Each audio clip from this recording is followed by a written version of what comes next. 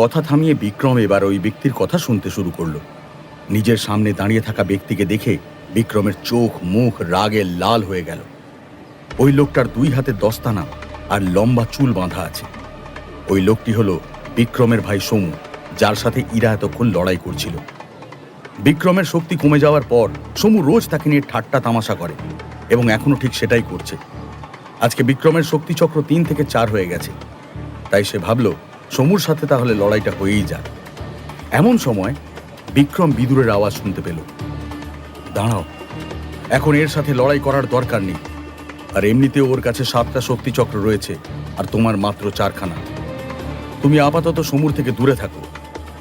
সমু বিক্রমের কাছে দাঁড়িয়ে থাকা ইরাকে বলল, তোমার লড়াই আমার সাথে চলছে, বিক্রমের সাথে না। ওর থেকে দূরে থাকো। ইরা এবার দুহাত ছড়িয়ে হাওয়ায় উড়ল আর সমুকে ধাক্কা মেরে দূরে সরিয়ে দিল। সমু এবার ইরার মুখোমুখি হয়ে হাওয়ায় ভর দিয়ে পিছনে যেতে লাগলো। দুজনে আবার মাঠের মাঝখানে চলে এলো। দুজনেই মোকাবিলার জন্য তৈরি। দুজনকে এইভাবে লড়তে দেখে বিক্রমের ইরার জন্য খুব চিন্তা হলো। তখন আংটির মধ্যে থাকা বিদুর বললেন, তুমি ইরার জন্য চিন্তা করো না, কারণ এই গোটা ময়দানের মধ্যে একমাত্র ওর কাছেই 9টি শক্তিচক্র আছে। আগের দিন শুধুমাত্র তোমার জড়িবুটিগুলোকে সুরক্ষিত রাখার জন্য সে মিহিরের সাথে লড়াই করেনি। বিক্রম বলল, আমি জানি। আবার বিদুর বলতে শুরু করলেন, তাহলে এত চিন্তা কিসের? ও, বুঝেছি। অমৃতধারার জড়িবুটি কেনার টাকা জোগাড় করবে কিভাবে সেই নিয়ে ভাবছো, তাই তো? আরে তুমি তোমার বাবার সাহায্য চাইছো না, ইরার সাহায্য চাইছো না, তাহলে কিভাবে স্বর্ণমুদ্রা জোগাড় করবে? বিক্রম তার কথা শুনছিল, কিন্তু মনোযোগ ছিল যুদ্ধের দিকে। এদিকে বিদুর চিন্তিত হয়ে আবার জিজ্ঞাসা করলেন, আরে তোমাকে কিছু বলছি, শুনতে পাচ্ছ? বিক্রম তাও কোনো উত্তর দিল না। লড়াইয়ে সমু 10-12 কদম এগিয়ে যায় আর ইরাকে পিছিয়ে যেতে বাধ্য করে। আর ইরা বুদ্ধিদীপ্তভাবে নিজেকে সামলে নেয়। তারপর সমুকে ধাক্কা দিতেই সে মাটিতে লুটিয়ে পড়ে।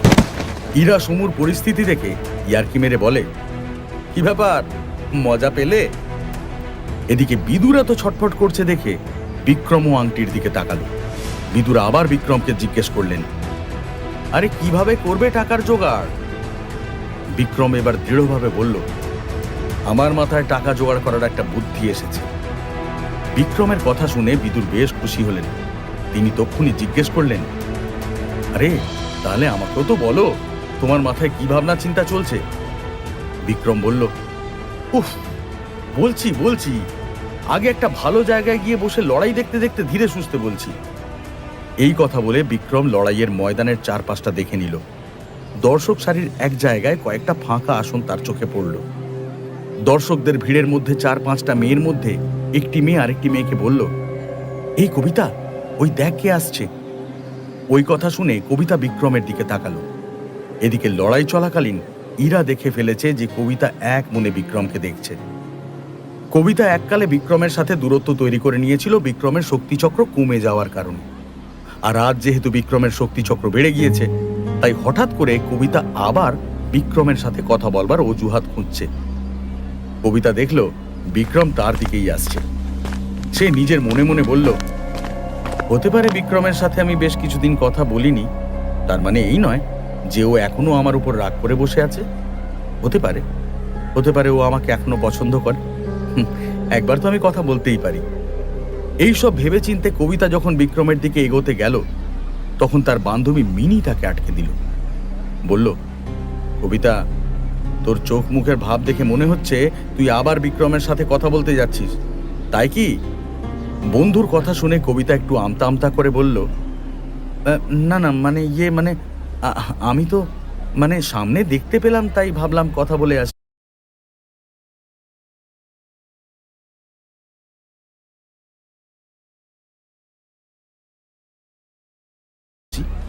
এবার বান্ধবী বলল,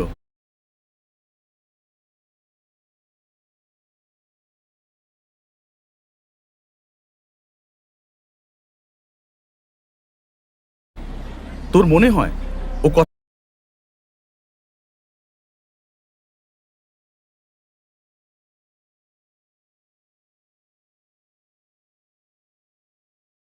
বলবে? এবার কবিতা একটু মিছিমিছি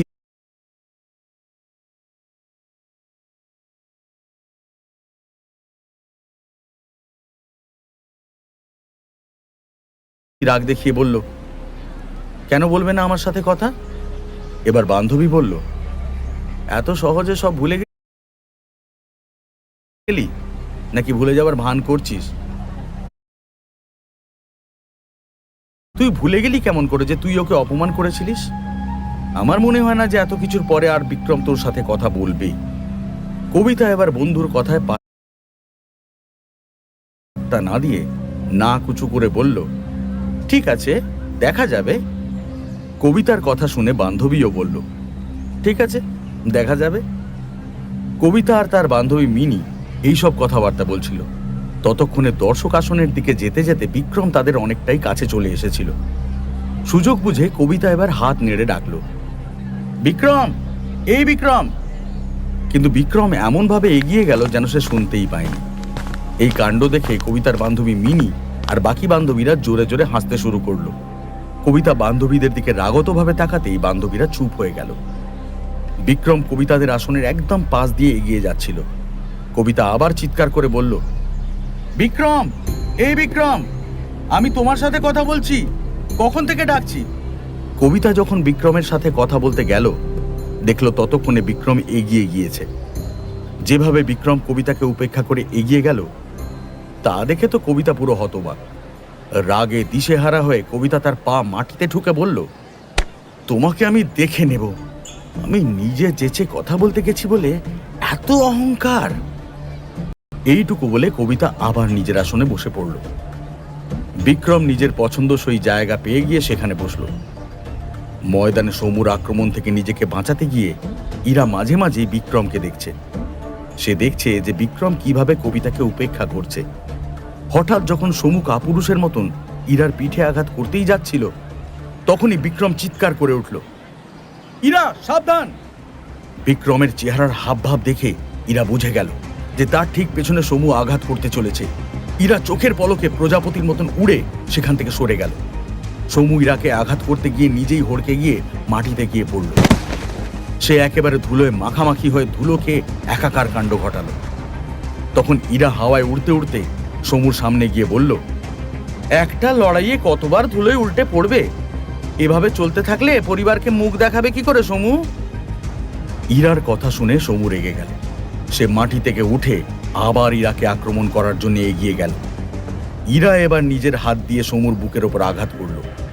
ইরার আঘাতের জোরে সমু এবার উড়ে ময়দানের বাইরে গিয়ে পড়ল। ইরা এই লড়াই জিতে গেল। সবাই হাততালি দিয়ে তাকে অভিনন্দন জানালো। ইরা এই জয়ের আনন্দ বিক্রমের সাথে ভাগ করে নিতে চায়, তাই সে বিক্রমের পাশে গিয়ে বসল। ওদিকে লড়াইয়ে হারের পর ইরা আর বিক্রমকে একসাথে দেখে সমু আরও রেগে যায়। সে নিজেকে নিজে বলল, কতদিন আর এভাবে পার পেয়ে যাবি বিক্রম?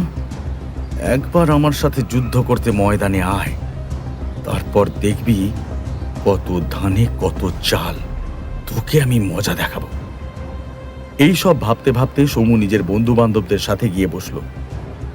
এবার ময়দানে অনুশীলনী লড়াইয়ের জন্য সৌর্য দলের আরো দুজন সেনা এসে গেল। সমু নিজের বন্ধুদের সাথে বসার পরে দেখল সবাই বিক্রম আর ইরার দিকে দেখছে। ইরা আর বিক্রম তখন হেসে হেসে গল্প করছে। দুজনকে হাসতে দেখে সমু নিজের রাগ আর ধরে রাখতে পারল না। সে মনে মনে ভাবল, এই দুজন নিশ্চয়ই আমাকে নিয়ে ঠাট্টা করছে। বিক্রমের একটা কিছু হেস্তনেস্ত করতেই হবে। সমু কিছু একটা কাণ্ড করতে যাবে, এমন সময় তার এক বন্ধু তাকে আটকে দিয়ে বলল, আরে আরে, রাগের মাথায় বিক্রমকে কিছু করতে গিয়ে আবার ভুলে ইরাকে আঘাত করে বসিস না, তাহলে তোর মনে যে ইরাকে পাওয়ার ইচ্ছেটা আছে সেটা ইচ্ছে হয়েই থেকে যাবে। বন্ধুদের কথা শুনে সে সায় দিয়ে মাথা নাড়ল। সমু এবার ইরা আর বিক্রমের কাছে গেল। ইরা আর বিক্রম তখনও তাদের নিজেদের মধ্যে কথা বলতে ব্যস্ত ছিল। সমু বিক্রমের দিকে তাকিয়ে বলল, তুমি এখানে কেন এসেছো? তুমি কি এখানে কারোর সাথে লড়াইয়ের অভ্যাস করতে এসেছো? ইরা জানতো যে এরা দুজনে একে অপরকে সহ্য করতে পারে না। সে বুঝেছিল যে সমু বিক্রমকে অপমান করতেই এখানে এসেছে, তাই বিক্রমের হয়ে সেই জবাবটা দিল। সমু, তুমি ভুলে যাচ্ছ যে বিক্রম সৌর্য দলের সদস্য, ঠিক তোমারই মতো। ও লড়াইয়ের অনুশীলন দেখতে আসতেই পারে। ইরার কথা শুনে সমু বলল, কিন্তু শুধু প্রতিযোগিতার অনুশীলন দেখলে কাজ হবে না। আমাদের দলের নাম উজ্জ্বল করতে হলে বিক্রমকে কারোর না কারোর সাথে লড়াই তো করতেই হবে। কি বিক্রম, ঠিক বললাম তো? বিক্রম এই কথার কোনো উত্তর দেওয়ার আগে আবার ইরা বলে উঠল, এখন আর এসবের কোনো দরকার নেই। খানিকক্ষণ আগে কাপুরুষের মতন পিছন থেকে আঘাত করে দলের নাম যা উজ্জ্বল করেছো সেটা যথেষ্ট ছিল না? এ কথা বলে ইরা আর বিক্রম হাসতে শুরু করলো। এটা দেখে সমু যতখানি সম্ভব নিজের রাগ চেপে বলল, সে তো সময়ই বলে দেবে যে কে নাম উজ্জ্বল করবে আর কে করবে না। লড়াইয়ে হার জিত তো থাকবেই, এটাই নিয়ম। কিন্তু আসল যোদ্ধা সেই যে মাঠে নামে। তখন ইরা বলল, তোমাকে বিক্রমের ব্যাপারে এত চিন্তা করতে হবে না। আর তুমিই তো বললে সময়ই বলে দেবে। তাই বলছি, সঠিক সময় এলে একদিন তোমার মোকাবিলা বিক্রমের সাথে অবশ্যই হবে। ইরার কথা শুনে সমুর মাথায় একটা শয়তানি বুদ্ধি এলো। সে নিজের চাল সাজিয়ে বলল, আচ্ছা এই রকম ব্যাপার? কিন্তু আমার বিক্রমকে দেখে মনে হয় না যে সেই দিন আসবে যেদিন আমার আর বিক্রমের মোকাবিলা হবে। এবার ইরা বিক্রমের কাঁধে হাত রেখে তাকে আশ্বস্ত করল আর দৃঢ় কণ্ঠে সমুকে বলল, সেদিন অবশ্যই আসবে। সমু তো এই সুযোগটাই খুঁজছিল। সুযোগকে কাজে লাগিয়ে সে এবার বলল, ঠিক আছে ইরা, এইরকম ব্যাপার যখন, তাহলে আজই না হয় ঠিক করি যে কবে বিক্রম আমার সাথে লড়াইয়ের ময়দানে নামবে। সমুর কথা শুনে এবার ইরা খানিক ঘাবড়ে গেল।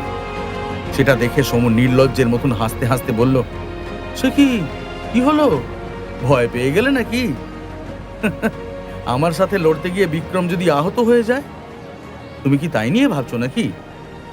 নিজের সম্পর্কে এমন অপমানজনক কথাবার্তা শুনে বিক্রমের যেন রক্ত ফুটে উঠল। নিজের রাগ সামলে নিয়ে বিক্রম সিঁড়ি দিয়ে নেমে চলে যেতে লাগলো। এমন সময় সমু আবার তাকে উস্কে দিয়ে বলল, বিদায় হতে হলে এই মাঠ থেকে কেন, মেসিডোরিয়া শহর থেকেই বিদায় হয়ে যাও। লোকজনের মন এখন মাঠে চলতে থাকা লড়াইয়ের থেকে বেশি বিক্রম আর সমুর ঝামেলার দিকেই রয়েছে। কথাগুলো শুনে বিক্রম খানিকক্ষণের জন্য থেমে গেল, কিন্তু কিছু একটা ভেবে আবার এগিয়ে গেল।